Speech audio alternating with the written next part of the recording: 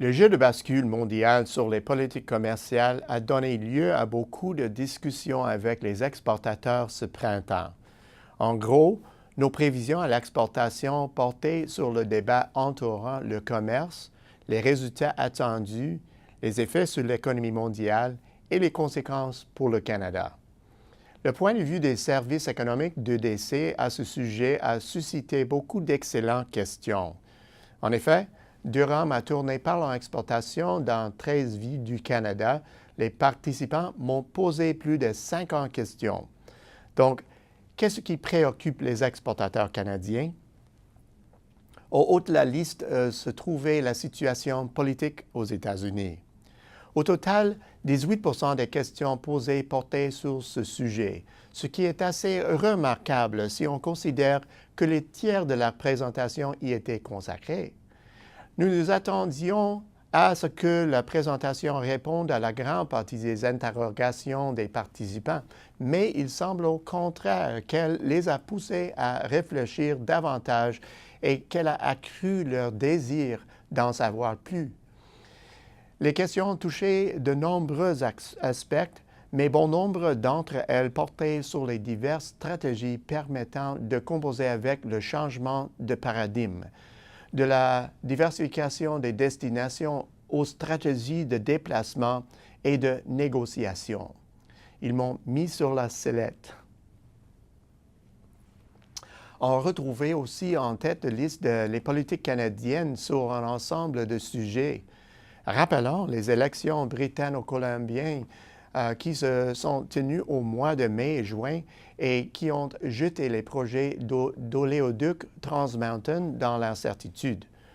On a aussi soulevé le salaire minimum en Ontario, spéculé sur les effets des politiques fédérales et provinciales sur la situation entourant les politiques commerciales à l'égard des États-Unis, abordé l'éternelle question du niveau de la dette publique, discuter des réductions d'impôts des entreprises aux États-Unis et traiter des questions récurrentes relatives aux infrastructures. Beaucoup de ces questions sont sans réponse et le sont demeurées. En effet, il y avait peu à ajouter à part décrire le contexte économique et avancer des hypothèses sur la suite des choses. Les interrogations propres au secteur, qui comptaient pour 16 % des questions posées, suivaient de près. Elles touchaient à tout, mais surtout d'un point de vue régional et à l'égard d'événements récents.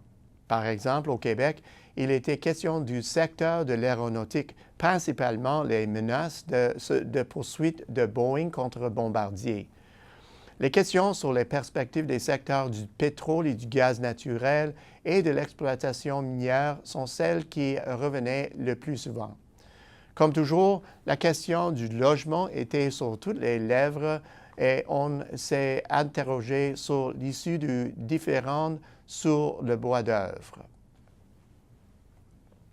Le resserrement de la conjoncture économique et les activités des banques centrales ont attiré l'intérêt des participants sur les perspectives à court terme pour les taux d'intérêt.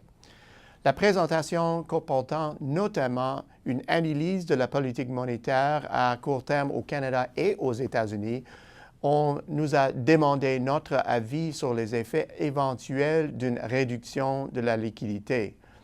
Nous avons répondu que, de façon générale, les politiques qui étaient très souples reviennent à la normale, mais que nous ne sommes pas encore sûrs de ce que ça veut dire en réalité.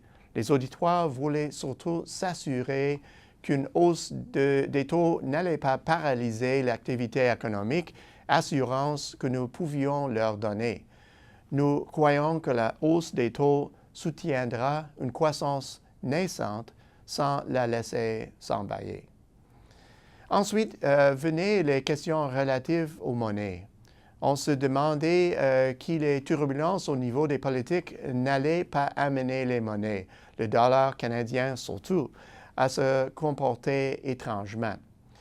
Étant donné que nos principales prévisions ne font état d'aucun changement majeur dans les politiques commerciales, prévisions qui s'appuient sur un raisonnement solide. Il nous fallait simplement expliquer notre modèle d'analyse des monnaies qui tient compte des fluctuations du cours des produits de base, du différentiel de taux d'intérêt canado-américain, des événements mondiaux qui plombent la valeur du billet vert et de l'évolution de la conjoncture au Canada.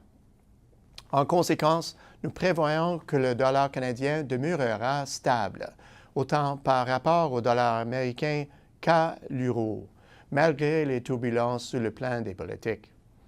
Il ne restait que la question des pays vers quel marché se tourner ensuite revenait souvent, des questions sur des aspects locaux et des questions au sujet si divers qu'elles sont inclassables, notamment deux très intéressantes sur les répercussions de l'automatisation sur les perspectives à long terme.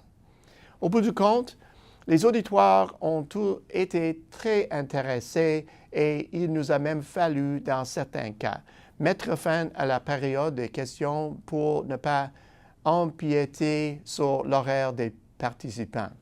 On peut donc penser que les turbulences sur le plan des politiques donneront lieu à des séances aimées pendant encore un bon moment. Si vous avez des questions qui vous démangent, n'hésitez pas à nous les faire parvenir. À la semaine prochaine, c'est Peter Hall.